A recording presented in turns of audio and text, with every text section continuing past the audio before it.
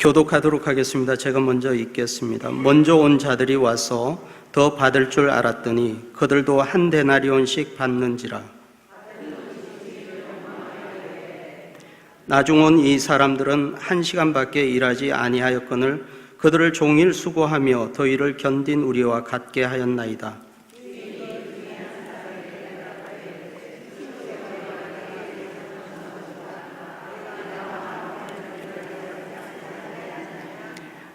네 것이나 가지고 가라. 나중 온 이 사람에게 너와 같이 주는 것이 내 뜻이니라.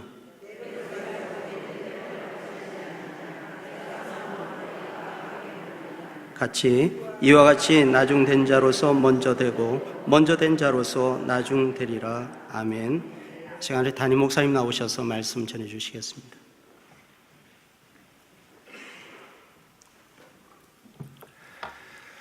오늘 예배에 오신 여러분들에게 하나님의 크신 은혜와 기쁨이 함께 하시기를 바랍니다. 우리 옆에 계신 분하고 같이 인사 나누겠습니다. 언제나 집사님 곁에, 성도님 곁에 있고 싶습니다 하고 같이 인사 나누시겠습니다.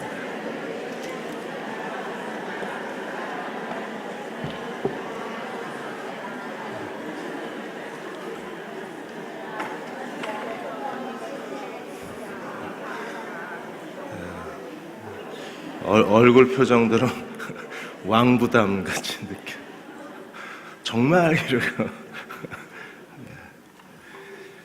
오늘 마태복음 19장 후반절 20장 같이 연결해서 함께 말씀을 같이 나누겠습니다. 현재 중국은 주식이 분가되고 부동산이 붕괴가 돼서 사람들이 주식 투자했던 사람들이 큰 손실을 겪고 있고 부동산 투자했던 사람들도 지금 길거리에 나앉을 판입니다. 그런데도 투자를 지혜롭게 해서 이미 상당한 부를 거머쥐고 자기 인생에 새로운 기회를 만들어낸 사람들이 참 많이 있습니다. 지금 중국 정부는 계속 주식 투자를 권유를 합니다. 그리고 새로운 부양 정책을 계속 쏟아놓고 있는데 국민들이 중국 정부를 믿지를 않는 거예요. 이미 투자에 성공해서 미국에 와서 살고 있는 분들이 많이 있습니다. LA 한인타운 쪽에도 중국인들이 많이 있고 실리콘밸리 쪽에도 중국인들이 상당히 부를 이미 거머쥐고 미국에 와서 살고 있는 분들이 많이 있습니다. 그중에 찰리 부부라는 분을 어느 한 분이 인터뷰를 했습니다. 어떻게 당신은 중국에서 부자가 됐냐? 그래서 세 가지를 설명을 하는데 신뢰할 수 있는 최고의 정보를 습득을 한 거예요. 결국 정보가 있는 곳에 투자가 있는 거니까. 그래서 최고의 정보를 계속 공부하고, 두 번째는 자기를 믿고 신속하게 투자를 한 겁니다. 우물쭈물했다가 기회를 놓치니까 주식이라는 게 단 10초 사이에 엎어지고 또 증가되고 쇠퇴가 되는 거니까 자기 자신을 믿고 빠르게 결정을 해서 투자를 했다. 그리고 세 번째는 항상 목표를 정해놓고 목표가 성취되면 다음 목표로 빠르게 다음 목표로 옮겨 앉았다. 그게 자기들의 성공의 비결이라고 얘기를 했습니다. 그리스도인의 삶도 투자를 잘해야 돼요. 하나님께서 우리에게 주시는 두 가지 중요한 신앙의 철학이 있는데 하나가 구원, 하나가 상급입니다. 그래서 구원과 상급의 신앙을 가지고 어디에 투자해야 되는가를 알고 지혜롭게 투자를 해야, 그래야 하나님 나라에서 착하고 충성된 종아 잘하였다 칭찬을 받을 수 있어요. 19장에서 부자 청년이 돈이 많아서 근심하고 갔습니다. 예수님이 돈을 싫어하시나요? 예수님 돈 싫어하시나요? 왜 갑자기 당황하시나요? 예수님 돈 싫어하지 않으십니다. 이 부자 청년의 비유의 핵심이 뭡니까? 돈을 싫어하라는 게 아니라 하늘의 보화를 쌓으라는 겁니다. 하늘의 보화를 쌓는 방법 중에 하나가 재산을 다 팔아서 가난한 사람에게 주면 하늘의 보화가 있을 거라는 거예요. 그러니까 어디에 투자해야 되는가를 주님 말씀하신 거지, 돈을 갖고는 주님을 따라올 수 없다고 얘기하신 게 아니에요. 왜냐하면 돈이 많은 부자들이 주님을 따라감으로 인해서 그들에 의해서 하나님 나라가 확장되고 하나님 나라의 새로운 기회의 문이 열리고 하나님이 그 부자들의 손을 통해서 하나님 나라의 사역을 크게 하셨기 때문에 돈과 부자 자체를 하나님이 싫어하시는 게 아니에요. 어디에 투자해야 되는가를 알고 하늘에 보화가 있으라는 겁니다. 그러자 제자들이 그 얘기를 듣고 베드로가 예수님께 질문을 한 거잖아요. 우리는 다 버리고 주님을 따랐는데 무엇을 얻을 수 있겠느냐고 주님께 질문을 한 거잖아요. 그래서 예수님 뭐라고 말씀하셨습니까? 19장 27절에서 30절까지 주님이 말씀하신 게 뭐예요? 새로운 세상이 올 것이다. 언젠가 이 세상은 다 문을 닫고 그리스도가 다시 오시면 새로운 세상이 올 거예요. 그 새로운 세상이 올 때에 그리스도를 따르기 위해서 집이나 형제나 자매나 부모나 자식이나 전토, 재산을 다 잃어버린 사람들은 어떤 일이 일어납니까? 여러 배를 받고 영생을 상속하게 될 것이라고 말씀을 하셨어요. 반드시 뭐가 있는 거예요? 하나님 나라의 보상, 하나님 나라의 상급, 그리고 하나님께서 잃어버린 것에 대해서 하나님이 되돌려 주시는 게 있는 거예요. 어윈 루처가 그의 책에서 이런 말을 했습니다. 하나님은 상급으로 우리를 초대하시는 하나님이라고 했어요. 그러므로 구원받은 그리스도인은 그의 인생의 가장 중요한 비전과 목표가 하나님 나라의 상급을 바라보고 상급을 추구하는 종들이어야 한다고 했습니다. 하나님께 인정을 받고 하나님이 주시는 상급을 얻는 것이야말로 그리스도를 따르는 최고의 삶의 모습이라고 했습니다. 어윈 루처는 그 책에서 사무엘 죄머의 선교사에 대한 얘기를 했습니다. 이 사무엘 죄머는 무슬림 지역에서 선교를 했는데 너무나 뜨거운 그 날씨 속에서 아이들이 견뎌내질 못하고 불과 일주일 사이에 8일 사이에 4살과 7살 된 두 딸이 고열에 시달리다가 죽습니다. 평균 기온이 40도, 이런 무더위 속에서 아이들이 그 환경을 견디지 못하고 결국에 사랑하는 두 딸을 잃어버려야 했었습니다. 오랫동안 사역을 했는데도 사역에 열매가 없었습니다. 그럼에도 사무엘 죄머는 그 지역을 떠나지 아니하고 끝까지 열매 없는 그 황폐한 땅에서 그는 하나님이 주신 부르심에 순종해서 끝까지 그곳에서 순종을 했습니다. 50년이 지난 후에 사무엘 죄머가 자기의 무슬림 사역에 대해서 이렇게 그때를 돌아보면서 회상을 했습니다. 그때를 돌아보며 그때의 순전한 기쁨으로 내가 어떻게 주님께 헌신했는가를 나는 또렷이 기억한다고요. 사역의 열매가 없고 그리고 아무것도 나를 기쁘게 한 것이 없고 그야말로 삶이 정지되고 삶이 황폐화되고 나는 모든 걸 다 잃어버렸지만 그러나 그런 희생에도 불구하고 그리스도를 섬기는 기쁨이 그 모든 고난과 희생을 견뎌내게 만들었다고 했습니다. 그들이 이 땅에 살아가는 동안에 하나님 나라를 추구하는 사람들이요, 죄에 대하여 죽은 자, 하나님께 대하여 산 자는 하늘의 상급을 바라보고 살아가는 사람들입니다. 우리가 주님께 헌신했을 때에 기꺼이 자기의 전부를 포기하고 희생하고 다 버리고 주님을 따라간 사람들에게는 반드시 하늘에 영원한 상급이 있어요. 그리고 사무엘 죄머는 이런 말을 했습니다. 당신이 그리스도를 섬기기 위해서 포기한 것보다 그리스도가 우리에게 주시는 것이 더 풍성하고 놀랍다고 했습니다. 그러므로 우리는 하늘의 보화를 쌓아두는 사람이 되어야 합니다. 땅에 보물을 쌓아두지 말고 하나님은 우리에게 하늘의 보화를 쌓아두라 그랬어요. 부자 청년에게 한 가지 부족한 것이 무엇입니까? 하늘의 보화를 쌓는 법을 몰랐다는 거예요. 그는 자기가 가지고 있는 많은 재산을 가지고 그는 온 힘을 다해서 신앙생활을 했습니다. 적어도 거짓말이 아니라면 예수님께서 인간관계 모든 계명에 대해서 말씀하셨을 때 부모를 공경하라, 거짓말하지 마라, 간음하지 말라, 내 이웃을 내 영과 같이 사랑하라고 주님이 계명을 말씀하실 때 부자 청년이 뭐라 그랬습니까? 다 지켰다 그랬어요. 적어도 예수님 앞에서 거짓말한 게 아니라면 또 주님이 너 거짓말쟁이라고 말씀하신 적이 없잖아요. 그러니까 적어도 부자 청년은 온 힘을 다해서 하나님의 계명을 지키려고 애쓴 사람이었어요. 그런데 그 신앙 가지고는 완전하지 않은 겁니다. 정말 가져야 할 신앙의 핵심은 뭐예요? 하늘의 보화를 쌓으라는 겁니다. 오늘 그리스도인 중에서도 하늘의 보화를 쌓는 삶을 살아가는 사람들이 그렇게 많지가 않습니다. 그들은 계명을 지키는 수준이에요. 그런데 예수님은 이 부자 청년을 어디에 데려가길 원하셨습니까? 하늘의 보화가 있으라고 요청을 하신 거예요. 부자들은 하늘의 상급을 추구하기가 어렵습니다. 그 부자들은 구원받기가 어렵다 그랬는데 마치 낙타가 바늘기로 들어가는 것보다 부자가 천국 들어가기가 어렵다 그러셨잖아요. 그러나 정말 어렵나요? 사람은 할 수 없으되 하나님은 하신다고 하셨어요. 하나님이 어떻게 하실까요? 가치관을 바꾸는 겁니다. 인생의 가치관이 바뀌고 살아가는 목적이 바뀌고 세상에서 얼마나 성공한 사람이 될 것이냐는 그의 열망과 비전이 내가 하나님 나라의 보화를 쌓으며 살리라고 바뀌어지면 그 사람은 하나님 나라에 합당한 사람이 될 수 있는 거잖아요. 하나님 나라에 상급을 쌓아두는 사람들은 어떤 사람들인가? 몇 가지 마태복음으로부터 시작해서 우리가 바울 서신으로 살펴보겠습니다. 이걸 행하면 하나님 나라에 상급이 있는 거예요.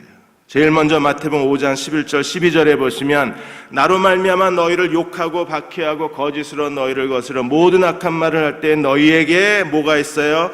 복이 있나니 기뻐하고 즐거워하라. 하늘에서 너희의 상이 큼이라. 뭐하면? 박해를 받으면.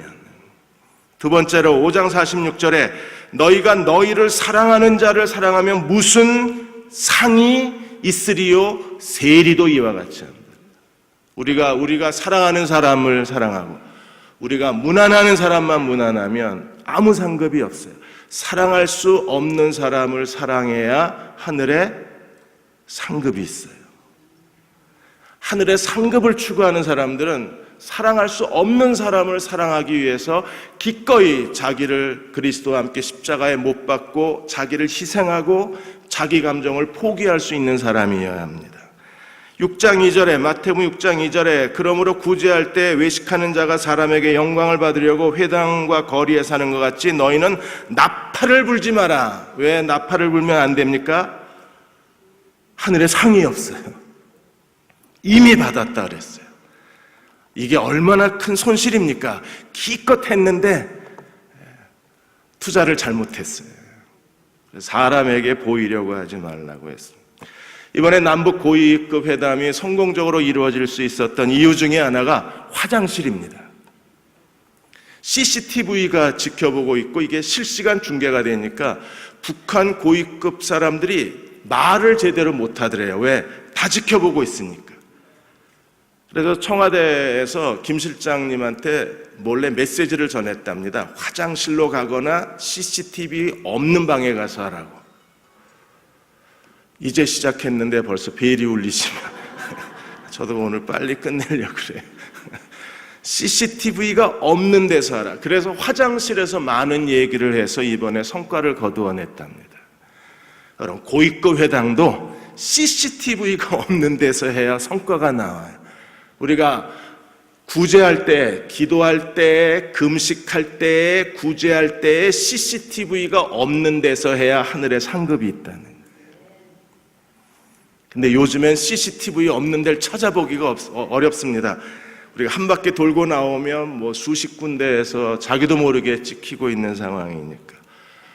그만큼 하늘의 상급을 구하고 내가 어디에 투자해야 되는가를 아는 지혜로운 사람이 돼야 되는 거예요.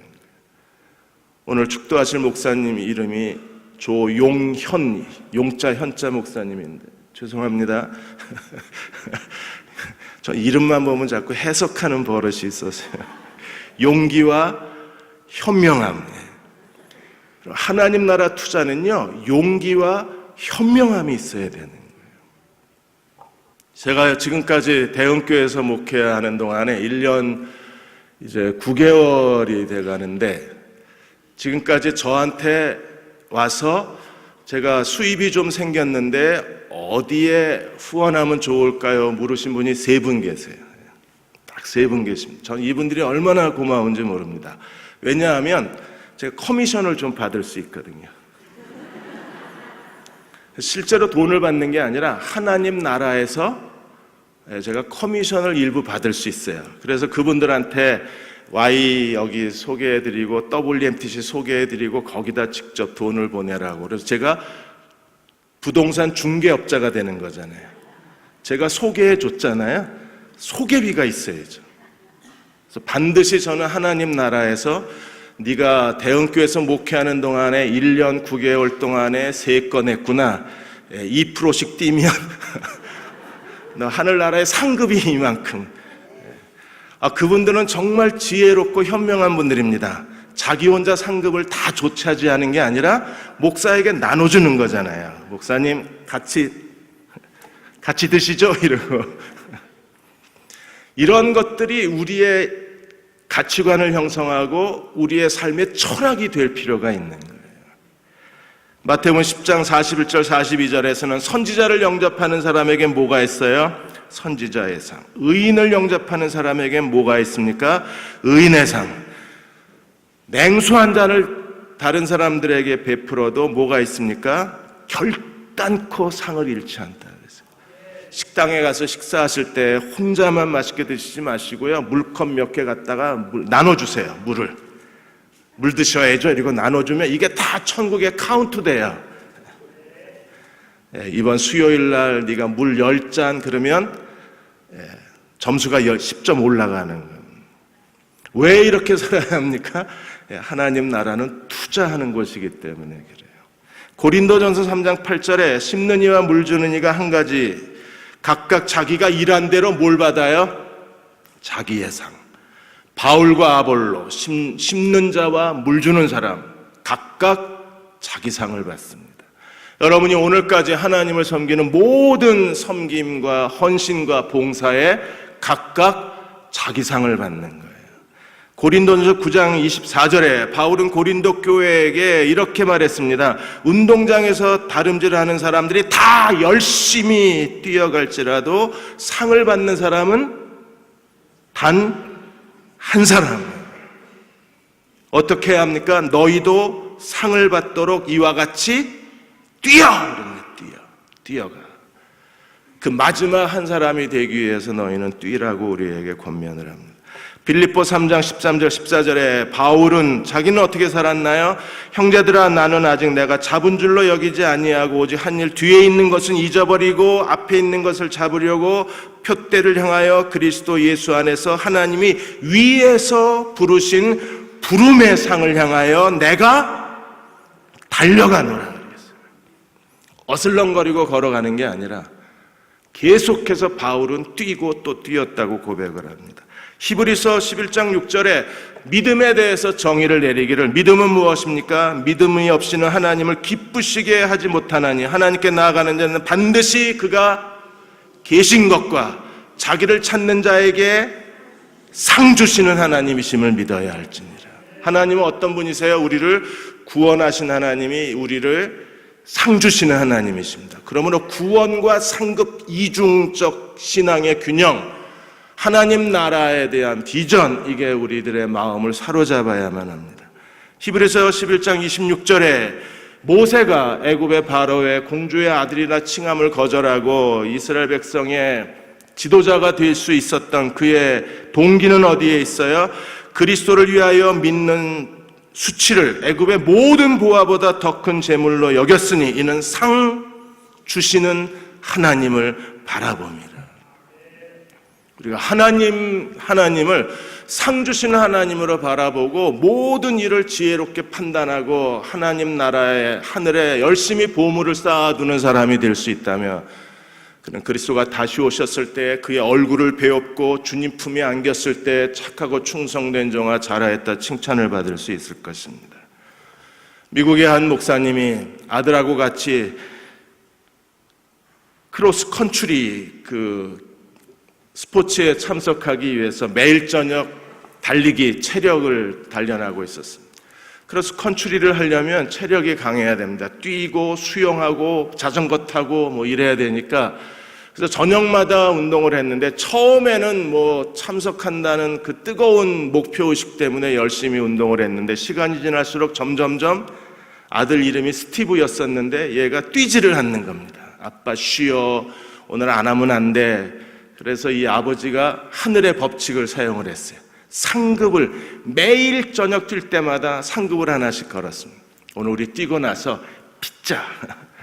그러자 애가 뛰고 나서 피자 같이 먹자 그러니까 애가 뛰기를 시작합니다. 뛰다가 그만하고 싶어 하는 순간에 피자 외치면 얘가 다시 막. 그 다음에는 미식 축구 경기가 있으니까 그 미식 축구를 같이 보러 가자. 그래서 아이가 뛰다가 또 안 뛰려고 그러면 미식 축구 이러면 애가 턱 뛰고, 이렇게 해서 매일 상급을 하나씩 걸으면서 이 아이를 훈련을 하고 단련을 해서 아버지가 아들을 데리고 크로스 컨트리 대회에 참석을 합니다. 그걸 보면서 목사님이 설교를 한 거예요. 우리도 매일 주님께 헌신하는 게, 예배 드리는 게 어떤 땐 피곤하고 지루하고 하나님께 봉사하는 걸 그만두고 싶고 이 자리에서 벗어나고 싶고, 그래서 자꾸 우리가 권태로운 삶의 일상을 반복하게 되는데, 그럴 때마다 이 피곤함에서 벗어나서, 이 의욕 없는 데서 벗어나서, 재미가 없는, 기쁨이 없는 이 신앙의 헌신의 자리에서 벗어나서 주님을 끝까지 기쁨으로 섬기기 위해서는 하늘의 상급을 바라봐야 된다. 오늘 함께 예배드리는 저와 여러분이 하늘의 상급을 바라보고 살아가는 지혜로운 그리스도의 종들이 되시기를 축원합니다. 그런데 이 하늘의 상급의 신앙에서 문제가 되는 게, 먼저 된 자 나중되고 나중된 자 먼저 된다는 거예요. 두 번이나 나옵니다. 19장 30절에 먼저 된 자 나중되고 나중된 자로서 먼저 될 자가 많으니라. 그리고 포도원 품꾼의 비유를 말씀하시면서 다시 반복한 말씀이 20장 16절에 이와 같이 나중된 자로서 먼저 되고 먼저 된 자로서 나중될 자가 많다 그랬어요. 그래서 먼저 된 자, 나중된 자를 19장 30절, 20장 16절에 두고 그 가운데에 포도원 품꾼의 비유를 말씀하시는 거예요. 그러니까 포도원 품꾼의 비유는 뭘 설명하시는 겁니까? 먼저 된 자 나중되고 나중된 자 먼저 된다, 이 하나님 나라 법칙을 설명하기 위해서 포도원 품꾼의 비유를 든 겁니다. 그럼 포도원 품꾼의 비유가 무엇인가 우리가 한번 보겠습니다. 천국은 마치 품꾼을 얻어 포도원에 들여보내려고 이른 아침에 나간 집주인과 같다. 사람들을 포도원에 품꾼을 데려가는 집주인과 같다. 그래서 이 집주인이, 보통 이스라엘 농장에서는 하루 일용직들은 새벽 6시에 시작해서 저녁 6시까지 하루예요. 그래서 하루 일당을 받습니다.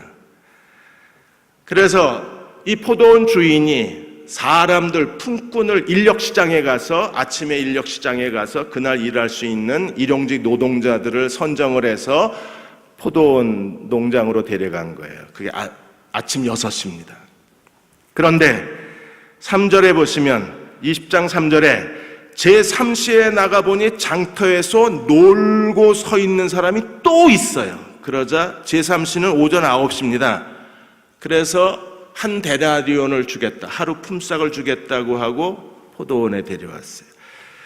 자, 이렇게 해서 5절에 보시면 6시에 나가보니까 6시는 정오예요. 낮 12시에 가보니까 거기에 또 놀고 있는 사람들이 있는 거예요. 9시에 나갔더니 오후 3시입니다. 또 놀고 있는 사람이 있는 거예요. 그리고 6절에 11시, 오후 5시가 됐습니다. 퇴근 시간까지 1시간밖에 안 남았습니다. 1시간밖에 안 남았는데 11시에 나가보니 서 있는 사람들이 또 있는지라 너희는 어찌하여 종일토록 놀고 여기에 있느냐. 왜 놀아? 이러고 주님이 1시간을 가서 일하게 만든 거예요.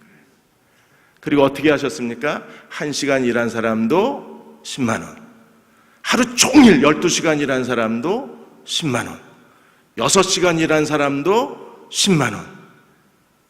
여러분 같으면 어떻게 하시겠어요? 이게 말이 돼요? 뭐 이런 갑질이 다 있습니까? 이 포도원 주인은 진짜 갑질이에요. 이번에 대성에너지가 사람들을 다 뽑아놓고 한꺼번에 다 잘라버렸습니다. 대성에너지가 크리스찬 기업입니다. 다 취직시켜놓고 다 잘라버렸어요. 갑질이잖아요. 그런 것처럼 포도원 주인이 완전 갑질입니다. 하루 종일 일한 사람도 10만 원, 1시간 일한 사람도 10만 원. 이건 완전히 노동 윤리를 어긴 행위가 되는 거예요. 사람들의 기본적 상식을 어긴 행위가 되는 겁니다. 그래서 사람들이 반문을 하잖아요. 11절에 보시면 받은 후 집주인을 향해서 원망하는, 당연히 원망을 하죠. 아무리 비정규직이지만 이런 식으로 대접하면 안 되죠. 사람은 어떻게 이렇게 대접합니까?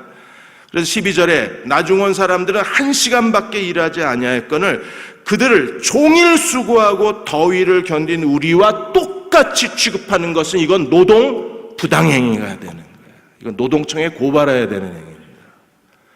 12시간을 뜨거운 태양볕 아래서 하루 종일 일한 사람하고 1시간 와서 일한 사람하고 동일한 노동자 대우를 한다. 이건 법에 어긋나는 거잖아요. 노동윤리에 어긋나는 겁니다. 그런데 주님이 뭐라고 그러셨어요? 14절에 13절에 내가 너하고 계약한 건 한 데나리온이다. 오전 6시에 온 사람도 한 데나리온, 12시에 온 사람도 한 데나리온, 오후 5시에 온 사람도 한 데나리온. 뭐 잘못된 거 있어? 계약서대로 하는 건데. 그리고 14절에 네 거나 가지고 가. 넌 네 거나 가지고 가. 나중 온 사람하고 처음 온 너하고 똑같이 주는 것이 내 뜻이라 그랬어요. 이 비유의 뜻이 뭘까요 도대체? 주님이 무슨 생각으로 지금 이 얘기를 우리에게 하시는 거예요? 15절에 내 것을 가지고 내 뜻대로 하는 게 아니냐. 내 거야. 이 갑질이잖아요. 완전히 하나님의 갑질. 내 거 가지고 내 맘대로 하는데 네가 왜? 이러고 말씀을 하셨어요. 그냥 우리 아멘하고 지나가야 되나요? 뭐 주시는 분이 맘대로 하시겠다는데 우리 할 얘기는 없는 거잖아요. 왜 네가 악하게 보느냐. 인간의 삐뚤어진 시선에 대해서 오히려 주님이 책망을 하셨어요. 인간의 시선은 어떤 시선입니까? 일한 만큼 받는 거잖아요. 오전 12시간 일한 사람하고 6시간 일한 사람하고 1시간 일한 사람이 똑같이 대우를 받는 건 인간의 시각이 아니에요. 인간의 시각은 다르게 받아야 돼요. 더 많이 받고 덜 일한 사람은 덜 받아야, 그게 인간의 가치관, 인간의 패러다임, 인간의 시선인 거예요. 그런데 하나님 나라는 전혀 다른 패러다임, 전혀 다른 가치관, 전혀 다른 하나님의 공평의 원리가 적용이 되는 거예요. 이건 공평하지가 않아요. 사람이 볼 때 이건 차별이에요. 이건 그야말로 가진 자의 갑질입니다. 12시간 일한 사람하고 1시간 일한 사람이 똑같이 대우한다는 건 공평이 아닙니다. 근데 하나님은 똑같이 대우하는 게 하나님 공평이라 그러는 거예요. 왜 이 비유를 하셨을까요? 그리고 말씀하시기를 처음 된 자, 나중 된 자, 처음 된 자, 나중 된 자를 서론과 결론에 딱 붙여놨습니다. 네가 알아서 깨달으라는 거예요. 우리는 하나님이 이런 하나님의 공평이 우리가 생각하는 거하고 정말 다른 거예요. 우리는 하나님 나라의 가치관이, 하나님의 보상 방법이 우리가 생각하는 거하고 정말 다른 거예요. 우리는 많이 일했으면 많이 받고 적게 일했으면 적게 받아야죠. 우리가 제일 신나는 예화가 뭡니까? 어느 한 부자가 있었는데 이 사람이 아주 구두쇠였는데 평생에 그 사람이 한 일이라곤 찾아온 거지에게 자기가 쓰다 다 쓰고 평생을 쓰다가 다 낡아버린 털모자 하나 거지에게 준 것밖에 없는 부자가 있었잖아요. 그래서 이 부자가 어느 날 꿈을 꾸고 천국에 갔는데 의리의리한 저택들을 다 지나서 나중에 그 자기 집에 거의 나무로 얼기설기 지은 움막집 하나에 들어갔는데 움막집에 뭐가 하나 걸려 있었어요? 털모자. 그렇지, 하나님 그러셔야 돼. 나만 좋아했구나. 야, 하나님 그러셔야지.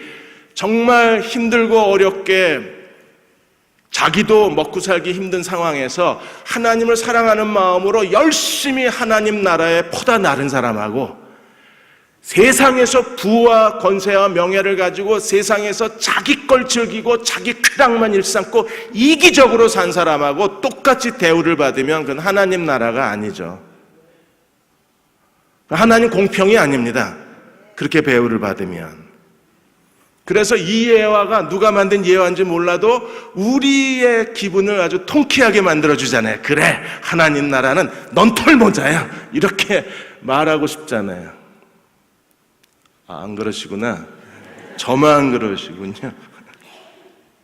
그런데 지금 처음 된다 나중되고, 그야말로 이 포도원 품꾼의 비유에서는 나중된 자가 처음하고 똑같아요. 왜? 똑같이 10만 원씩 받았으니까. 처음 된 자는 순식간에 나중이 됐습니다. 왜? 똑같이 10만 원밖에 안 줬으니까.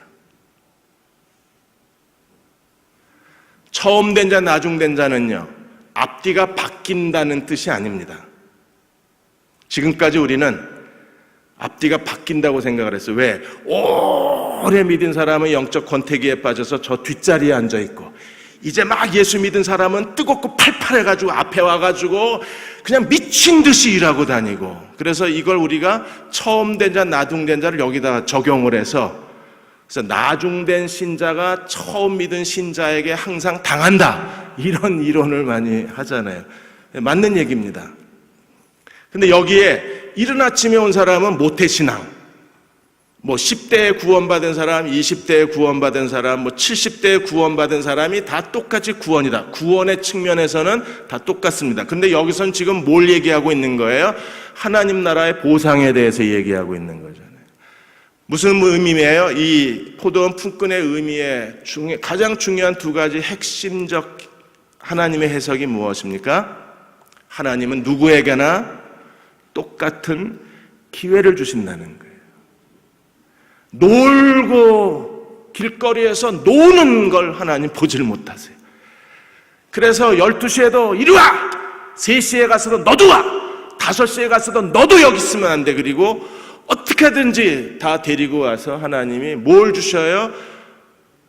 포도원에서 일할 수 있는 기회를 누구에게나 다 허락하시는 거예요.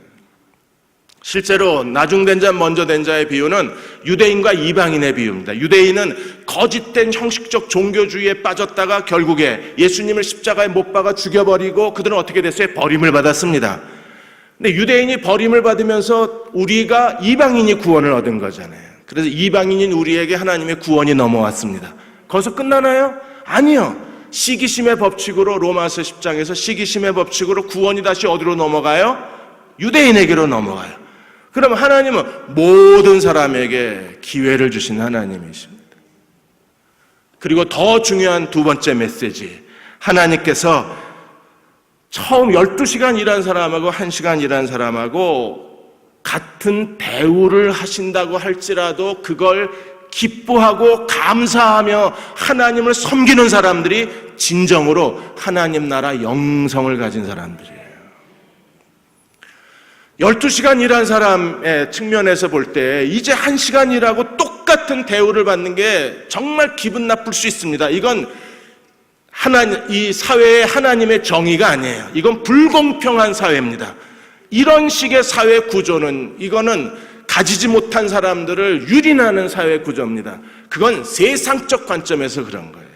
하나님 나라 관점에서 우리가 구원받았기 때문에 하나님 앞에 내가 12시간 일하고 하나님 나라의 상급을 받던, 1시간 일하고 하나님 나라의 상급을 받던, 하나님께 상급을 받는 모든 사람으로 인하여 우리가 감사하고 기뻐해야지, 쟤는 왜 1시간밖에 안 했는데, 이렇게 다른 사람을 비난할 수가 없어요.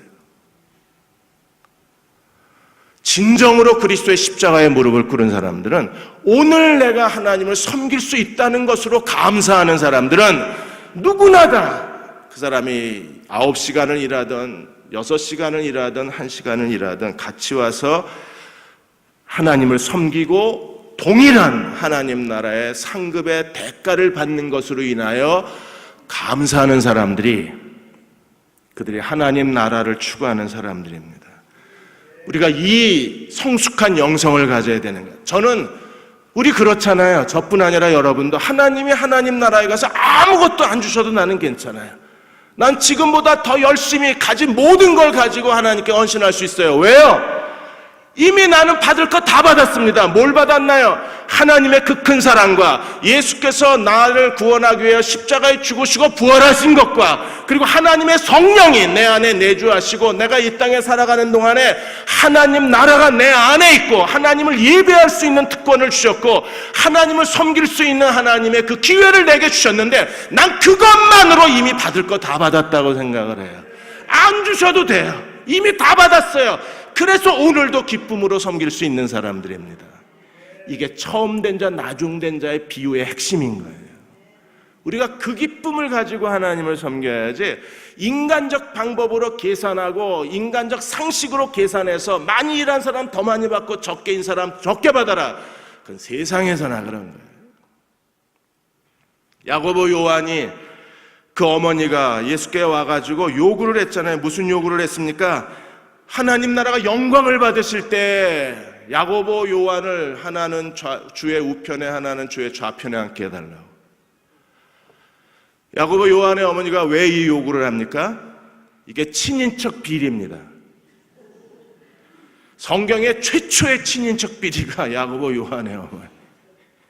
이게 친척을 빙자하고 예수께 와가지고 예수님을 뇌물을 주고 자기가 원하는 걸 얻자는 겁니다. 예수님 뭐라 그러셨어요? 나의 마시는 잔을 네가 마실 수 있냐? 이번 주 금요일 날 다시 할 겁니다. 마실 수 있느냐? 마시겠다 그럽니다. 그러자 예수님이 누가 가질지는 하나님의 주권에 있다 그러셨어요. 그리고 예수님이 가르치신 게 무엇입니까? 여러분 20장 25절로 가보시면 25절에 세상과 하나님 나라는 다르다는 거예요. 세상은요 25절 보겠습니다. 같이 한번 읽어볼까요? 예수께서 제자들을 불러다가 이르시되 이방인의 집권자들이 그들을 임의로 주관하고 그 고관들이 그들에게 권세를 부리는 줄 너희가 알거니와. 26절 너희 중에는 그렇지 않아야 하리니 너희 중에 누구든지 크고자 하는 자는 너희를 섬기는 자가 되고 너희 중에 누구든지 으뜸이 되고자 하는 자는 너희의 종이 되어야 할지라. 인자가 온 것은 섬김을 받으려 함이 아니라 도리어 섬기려 하고 자기 목숨을 많은 사람의 대속물로 주려고 왔다는. 세상 권세는 지배하는 권세입니다. 하나님 나라 권세는 섬기는 권세입니다. 세상과 하나님 나라가 다르다는 거예요. 포도원 주인이 포도원 품꾼에 대해서 품삯을 계산하는 게 세상과 하나님 나라가 다른 거예요. 세상 방식은 많이 일한 대로 많이 받습니다. 하나님 나라 방식은 몇 시간을 일했던 똑같이 받습니다. 가보면 알겠죠. 정말 똑같이 받나. 뭐 좀 다른 게 있겠죠. 그래도 그 무더위에 땀을 뻘뻘 흘리고 우리가 하나님께 헌신한 사람하고 에어컨 팡팡 틀어놓고 집에서 아이스 커피 마시면서 TV 본 사람하고 같이 대우를 받는다. 조금 불편하긴 하네. 그럼에도 불구하고 우리가 하나님을 섬길 수 있는 것만으로 저는 감사합니다. 겸손하게 고백하는 사람들, 하나님이 그들에게 정말 하나님 나라의 영광과 존귀와 그리고 하나님의 권세를 허락해 주실 거예요. 사랑하는 여러분, 하나님을 사랑하는 마음을 다시 회복하십시다. 그리고 사랑하기 때문에 헌신하고 사랑하기 때문에 하나님께 드리고 하나님이 안 주셔도 상관없어요. 나는 이미 충분한 사랑을 받았고 충분한 대가를 받았기 때문에 평생 갚아도 이 사랑은 못 갚아요. 우리 찬송가 부르잖아요. 평생 갚아도 하나님 그 큰 사랑을 갚을 수가 없다고. 그렇게 찬송 부르신 적이 있죠. 우리가 그런 마음이 하나님이 얼마나 기뻐하시는 거룩한 마음인가를 기억해야 합니다. 프레드 크레독 목사님이 얘기하고 마치겠습니다. 크레독 목사님이 전에도 제가 한번 설명을 드린 적이 있습니다. $1,000짜리 하나님 앞에 꺼내놓고 내가 헌신합니다라고 말하지 말라 그랬어요. 이걸 쉽다 그랬습니다. 그래서 오히려 자기 생명을 다 바치는 순교야말로 하나님께 드리는 헌신에서 가장 쉬운 헌신일 수 있다는 게 프레동 목사님의 의견입니다. 그러면 뭐가 제일 어렵나? 이 $1,000짜리를 10원짜리로, 100원짜리로 다 바꿔서, 500원짜리로 다 바꿔서 매일 500원씩 가지고 하나님을 섬기는 게 정말 어려운 일이래요. 한꺼번에 큰 거 그냥 도박하듯이 전부를 왕창 하나님께 드리는 건 쉬운데 매일 500원씩 바꿔서 매일 하나님 뜻대로 사는 건 정말 어렵다 그랬어요. 위원회 회의에 참석해야 되고 또 장애우 목욕 봉사 간다 그러니까 40명밖에 안 된다 그러니까 오늘 신청하세요. 기회예요 이건. 저는 주일날만 아니면 제가 아마 제일 먼저 갔을 겁니다. 기회이기 때문에.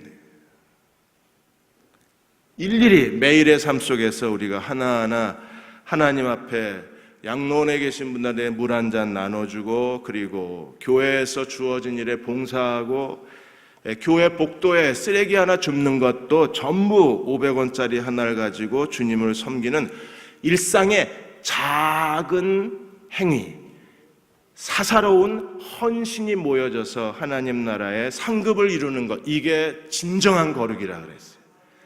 큰 거 헌신도 중요하지만 작은 걸로 매일 헌신하는 건 더 중요한 일이라고 했습니다. 하나님께서 우리 마음에 하나님의 사랑을 회복시켜 주시기를 구합니다. 그럼 모든 계산이 없어져요. 그냥 기쁨만 있어요.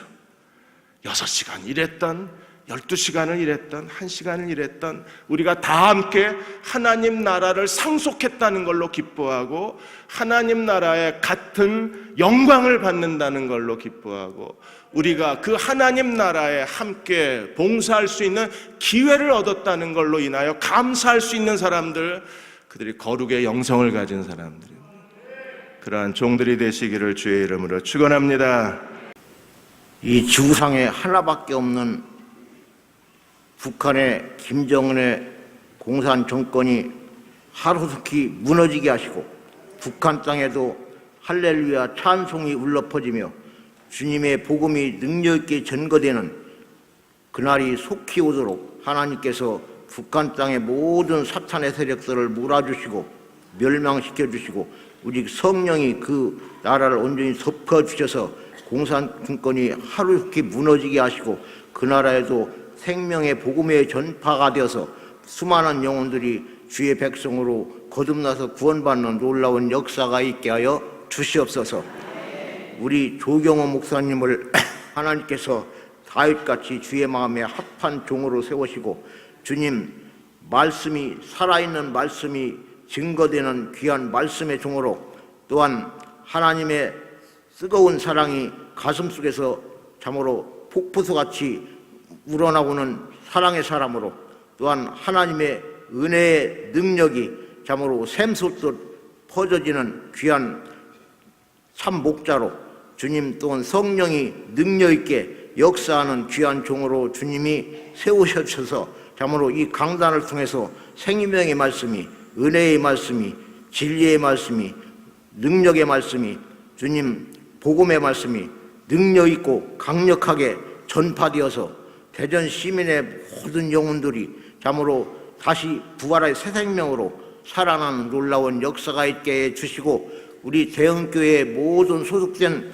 사랑하는 당신의 자녀들이 참으로 하나님의 말씀으로 사는 말씀의 사람으로 기도로 사는 기도의 사람으로 주님 주의 복음을 능력 있게 전하는 복음의 전도자로 주님 또한 주님의 사랑을 널리 전파하는 주님의 사랑의 사람으로 온전히 성령으로 충만하게 하셔서 참으로 이 대전뿐만 아니라 우리나라와 온 세계에 예수 그리스도의 생명의 복음을 능력 있게 전하는 예수 그리스도의 부활의 증인으로 살 수 있도록 하나님께서 함께 하시고 이러한 은혜로 동일하게 영원토록 우리 생애 자손 만대까지 주님이 함께하여 주시고 은혜 위에 은혜를 덧입혀 주시옵소서.